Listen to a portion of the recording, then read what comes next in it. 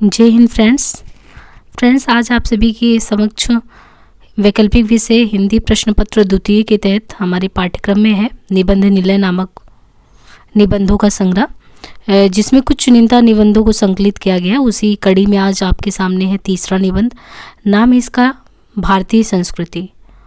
भारतीय संस्कृति निबंध के कृतिकार हैं गुलाब राय जी। जैसे कि इनके संक्षिप्त परिचय पे जाए, क्योंकि भारतीय संस्कृति को जानने के पहले लेखक के बारे में अगर जानने की कोशिश करें तो बाबू गुलाब राय को शुक्ल युग के सशक्त निबंधकार के रूप में माना जाता है। और निबंधकार की जब भी बात होती है तो रामचंद्र शुक्ल केंद्रीय पात्र होते हैं उसमें। एक तरीके से जैसे ही प्रेमचंद जी को कथाकार या उपन्यास के तौर पे याद किया जाता है कि युग प्रवर्तक के तौर पे हैं, वैसे ही निबंध के क्षेत्र में रामचंद्र शुक्ल जी से हम शुक्ल पूर्व युग, शुक्ल के पश्चात युग या शुक्ल के समय में उनके समानांतर युग में कौन कौन से ऐसे निबंधकार हैं जिन्होंने वाकई में निबंध के क्षेत्र में अपनी छाप छोड़ी है, तो उन्हीं में से हैं बाबू गुलाब राय जी। वैसे तो इनके कई निबंध संग्रह हैं, प्रकाशित भी हुए कई निबंध संग्रह। प्रबंध प्रभाकर है फिर निराशा क्यों, जैसे कुछ निबंध अगर देखा जाए तो फिर निराशा क्यों, ये निबंध अगर जाना जाए तो बहुत ही फेमस एक तरीके से निबंध है। दूसरे निबंध की बात की जाए तो कुछ उतले कुछ गहरे, मेरी असफलताएं, ठलुआ क्लब, है ना। तो ये निबंधों का कुछ संकलन हमें देखने को प्रबंध प्रभाकर आदि व्यक्तिपरक निबंध देखने को मिलते हैं। और कुछ निबंधों की शैली भी अगर आप देखेंगे, इनकी शैली जो लेखन की है तो अलग अलग भाषाएं तो शैलियों में देखने को मिलेंगी। मतलब कि उसमें ये है कि साहित्यिक, सामाजिक, मनोवैज्ञानिक, राजनीतिक, दार्शनिक सभी विचार आपको संस्कृति के परिप्रेक्ष्य में देखने को मिलेंगे। कभी आपको ये शैली पढ़ते हुए लगेगा कि हो सकता है ये बहुत ही पांडित्यपूर्ण हो, लेकिन सरल, स्वच्छ, स्पष्ट विशेषताओं से भी प्रभावित करने वाला है। ये इस तरीके से जब हम अभी भारतीय संस्कृति को पढ़ेंगे तो उनकी संवेदना पक्षों को उजागर करते चलेंगे तो काफ़ी चीज़ें समझ में आएगा इस निबंध के बारे में। सबसे पहले इन्होंने अब जैसे कि भारतीय संस्कृति को डिनोट किया है, तो एक निबंध क्या होता है? निबंध बंधन से रहित हो, जो आपको कुछ ना कुछ एक तारतम्य में जोड़े रखता है। तो संस्कृति के संदर्भ में ये बात अपने करते हुए कहते हैं कि संस्कृति बेसिकली क्या है? संस्कृति शब्द का संबंध है संस्कार से। संस्कार जिसका अर्थ है संशोधन करना, उत्तम बनाना, परिष्कार करना। हम जब भी किसी की बात करते हैं, गुणों की बात, तो कहते हैं उसके संस्कार बहुत अच्छे हैं। तो संस्कृति शब्द का संबंध संस्कार से है, जिसका अर्थ संशोधन करना। और संशोधन किन चीज़ों का करना? उत्तम बनाना, परिष्कार करना। अंग्रेजी शब्द कल्चर में वही धातु जो एग्रीकल्चर में है, इसका भी अर्थ पैदा करना या सुधारना है, उसका भी। संस्कार व्यक्ति के भी होते हैं और जाति के भी होते हैं। जातीय संस्कारों को ही संस्कृति कहा जाता है। तो यहाँ स्पष्ट परिभाषित किया गया है कि जातीय जो संस्कार हैं उन्हीं को ही संस्कृति कहा जाता है। संस्कृति एक तरीके से समूहवाचक शब्द है। कल्चर की बात करें तो कल्चर एक समूहवाचक है। व्यक्ति एक व्यक्ति के परिप्रेक्ष्य में नहीं, बल्कि एक पूरे समूह को लेकर चलने की बात करता है। जलवायु के अनुकूल रहन सहन की विधियां और विचार परंपराएं जाति के लोगों में दृढ़ मूल्य हो जाने से जाति के संस्कार बन जाते हैं। जैसे होता है कि जहाँ भी आप रहते हो लोकल, तो आसपास में आप देखिए कि आपके विचार, आपस में विचार परंपराएं साझा हो रही हों, रहन सहन की विधियाँ, तो आपके काफ़ी दृढ़ मूल्य एक जैसे हो जाते हैं, वो आपके जातीय संस्कार बन जाते हैं। इनको प्रत्येक व्यक्ति अपनी निजी प्रकृति के अनुकूल न्यूनाधिक, कम हो या ज़्यादा, उस मात्रा में पैतृक संपत्ति के रूप में धारण कर लेता है। ये संसार व्यक्ति के घरेलू जीवन तथा सामाजिक जीवन में परिलक्षित होता है। घरेलू जीवन में भी दिखता है, सामाजिक जीवन में कि इनके संस्कार कैसे हैं, ये कहाँ से बिलोंग करते हैं। मनुष्य अकेला रहकर भी इनसे छुटकारा नहीं पा सकता। ये संस्कार दूसरे देश में निवास करने अथवा दूसरे देशवासियों के संपर्क में आने से कुछ परिवर्तित भी हो सकता है। और तो कभी कभी ये भी होता है कि आपके संस्कार भी दब जाते हैं, किंतु अनुकूल वातावरण पाते ही वो फिर से फल फूल उठते हैं। जैसे आप ये सोचिए कि कोई भी व्यक्ति आपके साथ रह रहा हो, अचानक वो फॉरेन चला गया हो, आपको उसके विचार में काफ़ी परिवर्तन दिखेगा, वैचारिक परिवर्तन, लेकिन हो सकता है वापस जब वो आए, आपके बीच में आए, तो फिर से वापस उसको एहसास हो कि हाँ, मेरी परंपराएं, मेरी जड़ें तो यहीं थी, और फिर आपको लगेगा नहीं, उसमें तो कुछ खासा परिवर्तन नहीं आया, भले ही वो अलग लोगों के बीच में रहकर आया हो। जो जीवन मूल्य है वो उसके जड़ में जो थी वही चीज़ है। तो संस्कृति का बाह्य पक्ष भी होता है और आंतरिक पक्ष भी होता है। उसका बाह्य पक्ष आंतरिक का प्रतिबिंब नहीं तो उससे संबंधित अवश्य रहता है। देखिए, जीवन में एक व्यक्ति जो हमें दिखता है तो उसका एक बाहरी पक्ष होता है, एक आंतरिक होता है। उसका बाहरी पक्ष जो हो सकता है वो आपके सामने दिखा रहा हो, ये जरूर है कि वो आंतरिक यानी आंतरिक रूप से वो किस तरीके से वो चीज़ रिफ्लेक्ट होता है बाह्य परिदृश्य में। हमारे बाहरी आचार हमारे विचारों और मनोवृत्तियों के परिचायक होते हैं। संस्कृति एक देश विशेष की उपज होती है। जैसे भारतीय संस्कृति की बात करते हैं, आपकी कल्चर में है कि बड़ों का आदर करना है, छोटों को प्रेम करना है, पर्यावरण हमारे एक मातृ पितृ तुल्य मान लेते हैं। क्यों? क्योंकि हमारे संस्कारों में ये बीज बोया गया है कि वो हमारे रक्षक हैं, वो हमारे जीवन के एक तरीके से जीवन जीने के लिए आवश्यक है। तो और यहाँ पे आप देखिए कि हमारी भारतीय संस्कृति में तो तमाम चीज़ें बताई गई होंगी क्रमशः कि ये हमारी, हम इसलिए कहते हैं कि ये इंडियन कल्चर है, ये कल्चर आपको सभी जगह नहीं मिल सकता है। तो वही चीज़ है कि देश विशेष की उपज होती है। अलग अलग देश के नाम से भी संबोधित करिए तो देश विशेष की उपज होती है। उसका संबंध देश के भौतिक वातावरण और उसमें पालित पोषित एवं परिवर्धित जो विचार हो रहे हैं उससे होता है। भाषा संस्कृति का कुछ बाहरी अंग सा है, फिर भी वह हमारी एक तरीके से जाति या मनोवृत्ति की परिचायक होती है। कुशल शब्द को ही ले लीजिए, वह हमारी उस संस्कृति की ओर संकेत करता है जिसमें कि पूजा विधान की संपन्नता के लिए कुश लाना एक दैनिक काम हुआ करता था। जो कुछ ला सकता था वह तंदुरुस्त भी और होशियार भी समझा जाता था। प्रवीण का संबंध वीणा से है। प्रकर्ष वीणायाम प्रवीणा, जो बीड़ा बजाने में प्रवीण हो वही प्रवीण होता है। हमारी भाषा में गो से संबंधित शब्दों का बाहुल्य है, जैसे गोधूली, बेला, जिसमें विवाह जैसे शुभ कार्य संपन्न होते हैं। गोष्ठी, गवेषणा यानी खोज या विस्तार करना। गवाक्ष, गौ की आंखें, खिड़कियों के आकार पहले गोल होते थे। गुरसी, अंगीठी गोरसी से बनी हुई जिसमें गौ का दूध उठाया जाता था। गोपुच्छ, नाटक को गौ की पुच्छ के समान बताया गया है। अंत में आकर मूल कथा ही रह जाती है और उसका फैलाव बंद हो जाता है। गोमुखी, जिसके भीतर माला फेरी जाती है और जिससे जल गिरता है, उससे भी कहते हैं। गोपन यानी छिपाना, यह शब्द भी गौ से ही संबंधित है। जो वस्तु पाली जाती है, सुरक्षित रखी जाती है और छिपा कर रखी जाती है आदि। यह बाहुल्य हमारे समाज में गौ की प्रधानता का द्योतक है। भारत गर्म देश है, यहाँ हृदय को शीतल करना मुहावरा है, किंतु आंग्ल देश तो ठंडा है, वहाँ की परिस्थिति के अनुरूप warm reception and cold treatment आदि मुहावरे हैं। ब्रेकिंग द आइस, मौन भंग करने के अर्थ में होता है कि ब्रेकिंग द आइस। आइस ठंडेपन का प्रतीक और मौन ठंडेपन का ही द्योतक है। अंग्रेजी का प्रयोग किलिंग 2 बर्ड्स विथ 1 स्टोन, वहाँ की हिंसात्मक प्रवृत्ति का परिचय है कि किलिंग 2 बर्ड्स विथ 1 स्टोन यानी एक ही पत्थर से आप 2 को मारो। तो ये कह रहे हैं कि वहाँ की हिंसात्मक प्रवृत्ति का परिचय है। हमारे यहाँ तो इसका अनुवाद हुआ है कि एक ढेले में 2 पंछी, किंतु उसमें वह मधुरता नहीं है जो एक पंथ 2 काज में है। उसके कहते ही हमको गोरस बेचन हरि मिलन, एक पंथ 2 काज बात याद आ जाती है, यानी गोरस बेचने चले और हरि मिल गए। हमारी रहन सहन, पोशाक आदि सभी बातें जातीय परिस्थिति, देश के वातावरण, देश की जो भावनाएं उनसे संबंधित है। जैसे जमीन पर बैठना, हाथ से खाना, नहाकर खाना, लंबे ढीले कपड़े पहनना, बेसिले कपड़े को अधिक शुद्ध मानना, ये सब चीज़ें देश की आवश्यकताओं और आदर्शों के अनुकूल हैं।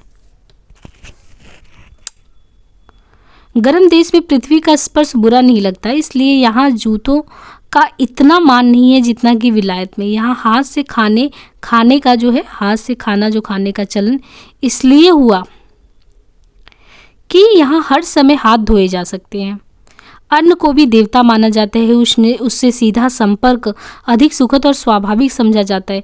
यहाँ नहाने के लिए जल की कमी नहीं है और नहाने की आवश्यकता भी अधिक होती है, इसलिए नहाना धर्म का अंग हो गया है।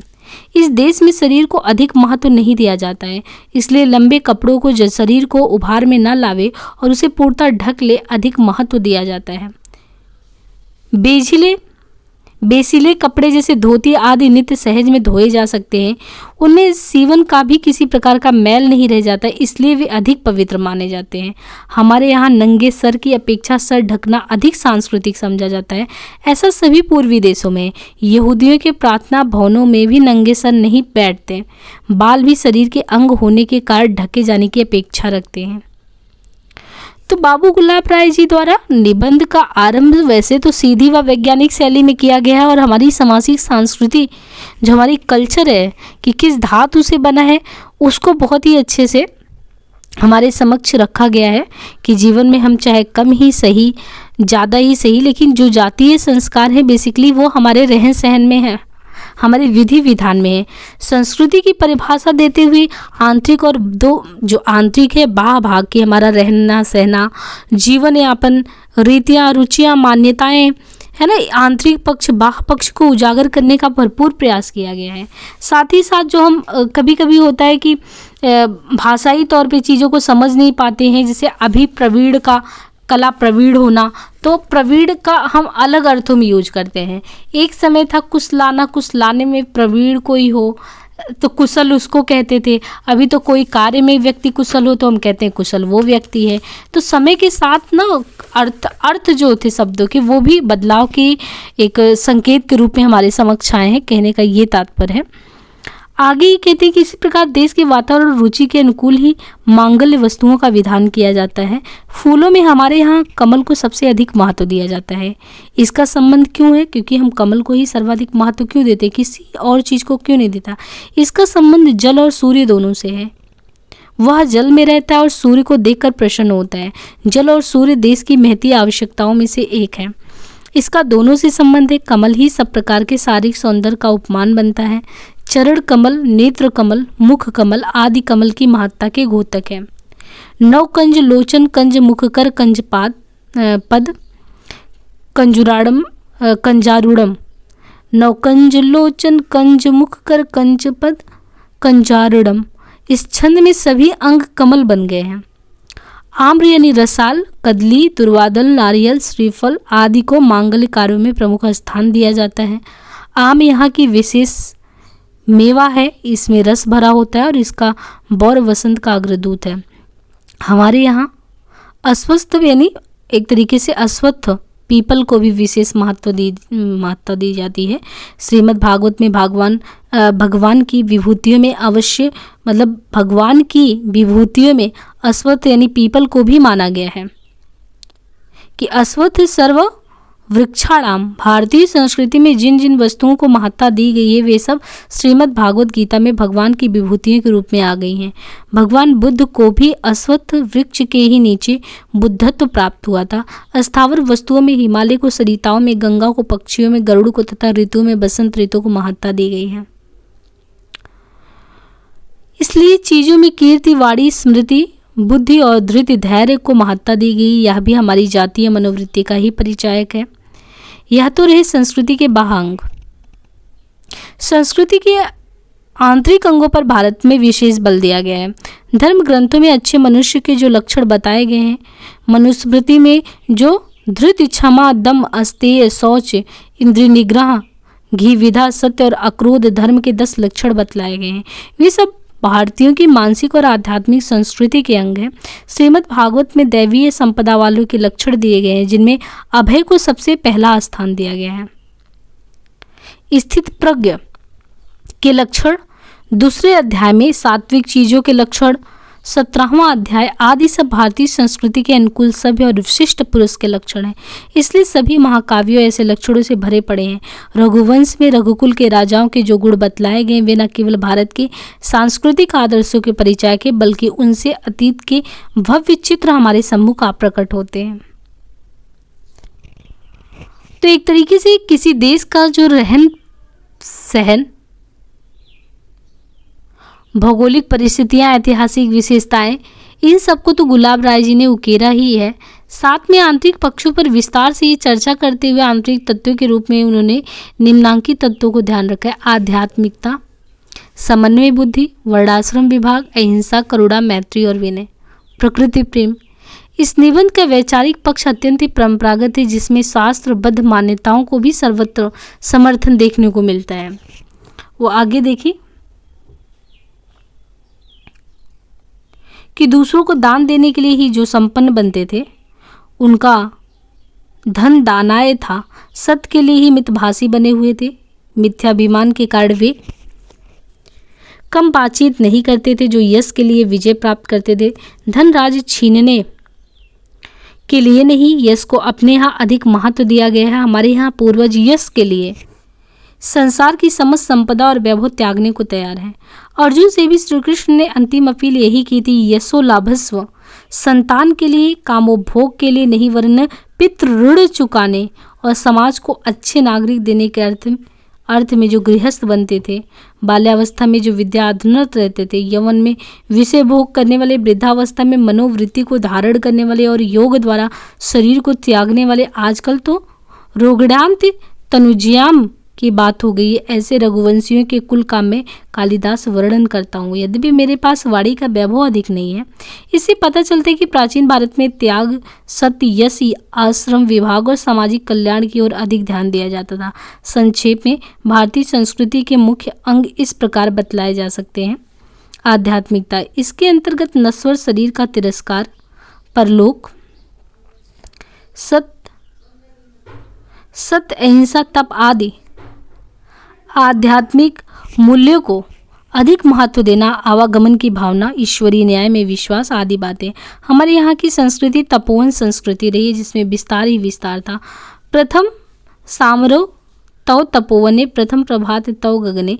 विस्तार के वातावरण में आत्मा का संकुचित रूप नहीं रह सकता था। इसी के अनुकूल आत्मा को एक तरीके से सर्वव्यापक विस्तार माना गया। इसलिए हमारे यहाँ सर्वभूत हित पर अधिक महत्व दिया गया है। आत्मोत सर्वभूतेषु या पश्यति। कीरी और कुंजर में एक ही आत्मा का विस्तार देखा जाता है। इसी से गांधी जी की सूर्योदय की भावना को बल मिला। हमारे यहाँ के मनीषी सर्वे भवन्तु सीखना, सर्वे भवन्तु निरामया का पाठ करते हैं। नश्वर शरीर के तिरस्कार की भावना हमारे यहाँ के लोगों को बड़े बड़े बलिदानों के लिए तैयार करती है कि सब कुछ नष्ट हो जाने वाला एक दिन, और अगर अपने आप को कहीं न्यौछावर करने का सुअवसर मिल रहा है तो हमारे यहाँ के लोग भारतीय संस्कृति की जो जड़ें उनमें पैठ की हैं वो उनको उसके लिए एक तरीके से प्रेरित करती हैं। सीवी दधीच मोरध्वज इनके ज्वलंत उदाहरण है। महाराज दिलीप ने गुरु की प्रसन्नता के लिए नंदिनी नाम की गौ को चराने का व्रत धारण किया। उसकी सिंह से रक्षा करने के लिए वे अपने प्राणों का भी उत्सर्ग करने को तैयार हो जाते हैं। वे सिंह से कहते हैं कि यदि तुम मुझ पर दया ही करना चाहते हो तो मेरी यश शरीर पर दया करो, पंचभूत से नहीं बने हुए नासवान शरीर पर। शरीर के पिंडों पर मुझ जैसे लोगों की आस्था ही नहीं होती। हमारे यहाँ का मार्ग साधना का मार्ग रहा है, और तब त्याग और संयम की महत्ता की बात है। क्या बौद्ध, क्या जैन और क्या वैष्णव, सभी लोग इन गुणों की सराहना करते हैं। हमारे यहाँ की आध्यात्मिकता मन और बुद्धि से परे जाती है। वह आत्मा का साक्षात अनुभव करना चाहती है। यही भारतीय और पाश्चात्य दर्शनों का अंतर है। हमारे दर्शन का अर्थ आत्मा का दर्शन ही है। पाश्चात्य देशों में वह बुद्धि विलास के रूप में रहा है। आगे कहते हैं समन्वय बुद्धि, आत्मा की एकता के आधार पर हमारे यहाँ अनेकता में एकता दिखाई पड़ता है। इसी से मिलती जुलती समन्वय भावना है। हमारे विचारकों ने सभी वस्तुओं में सत्य के दर्शन किए। उनका धर्म अविरोधी धर्म रहा है, इसलिए हमारे यहाँ धर्म परिवर्तन को विशेष महत्व नहीं दिया गया है। फिर भी संस्कृतियों का आदान प्रदान रहा है। तुलसीदास जी जैसे महात्मा ने, जो भारतीय संस्कृति के प्रतिनिधि कहे जा सकते हैं, समन्वय बुद्धि से ही काम लिया था। उन्होंने शैव और वैष्णव का, ज्ञान और भक्ति का तथा अद्वैत और विशिष्ट अद्वैत का समन्वय किया था। आधुनिक कवियों में प्रसाद जी ने अपनी कामायनी में ज्ञान, इच्छा और क्रिया का समन्वय किया है। मानव कल्याण में ज्ञान, इच्छा, क्रिया का पार्थक्य ही बाधक होता है। ज्ञान दूर कुछ क्रिया भिन्न, इच्छा पूरी क्यों हो मन की। एक दूसरे से ना मिल सके या विडंबना है जीवन की। वर्णाश्रम विभाग में जाएंगे तो हमारी संस्कृति में कार्य विभाजन को बड़ा महत्व दिया गया है। समाज को भी 4 भागों में विभक्त कर दिया गया और मानव जीवन को भी सामाजिक विभाजन बढ़ते बढ़ते संकुचित और अपरिवर्तनीय बन गया है। अपरिवर्तनीय बनने में भी इतनी हानि नहीं थी यदि सबका महत्व, सिद्धांत और व्यवहार दोनों में एक सा मान लिया गया। कुछ लोगों ने श्रेष्ठता का एकाधिकार कर लिया और पांडिता, एक तरीके से पंडिता समदर्शिना की बात भूल गए। हमारे सभी प्रचारकों और सुधारकों ने इसके विरुद्ध आवाज़ उठाई और उन सब में जोरदार आवाज़ रही, जैसे भगवान गौतम बुद्ध, संत कबीर और महात्मा गांधी की। पुरुष सूक्त ने तो चारों वर्णों को एक ही विराट शरीर का अंग मान लिया कि ब्राह्मणोस्य मुखामसीत बहुराजन्य कृता, यानी शूद्र भगवान के चरणों से निकले। इसी आधार पर कविवर मैथिली जी ने कहा भी है कि उन्हें सुरसरी का सहोदर कहा गया। एक ही शरीर के विभिन्न अंगों में कोई ऊंचा नीचा नहीं होता है। सामाजिक संगठन का हमारे यहाँ बहुत ऊंचा आदर्श रखा था। वैदिक ऋषियों की तो यही भावना थी, लेकिन हम उसको भुला बैठे हैं। अहिंसा, करुणा, मैत्री और विनय, इन 4 गुणों को इसलिए ही रखा गया है। इनके मूल में अहिंसा की भावना और करुणा, मैत्री तथा विनय अहिंसा व्रत के पालन में सहायक होते हैं। हिंसा केवल वध करने में ही नहीं होती है, वरन किसी का उचित भाग ले लेने और दूसरे का जी दुखाने में भी होता है। इसलिए हमारे यहाँ सत्यम ब्रुवोत, यानी सत्य बोलने के साथ प्रियम ब्रुयात, सत्य बोलो प्रिय बोलो का पाठ पढ़ाया गया। करुणा प्राय छोटों के प्रति हो, मैत्री बराबर वालों के प्रति हो, विनय बड़ों के प्रति हो, किंतु हमको सभी के प्रति शिष्टता का व्यवहार करना चाहिए। हमारी भारतीय संस्कृति ये हमें सिखाती है। विनयशील का एक अंग है, उसको एक बड़ा आवश्यक अंग माना गया है। भगवान कृष्ण ने ब्राह्मण के विशेषणों में विद्या के साथ विनय भी लगाया है। विद्या विनय संपन्ने ब्राह्मणे, विनय भारतीय संस्कृति की एक विशेषता है। आज सांस्कृतिक लोग ही उद्धत होते हैं। प्रकृति प्रेम, भारतवर्ष पर प्रकृति की विशेष कृपा रही है। यहाँ सभी ऋतुएं अपने समय पर आती हैं और पर्याप्त काल तक ठहरती हैं।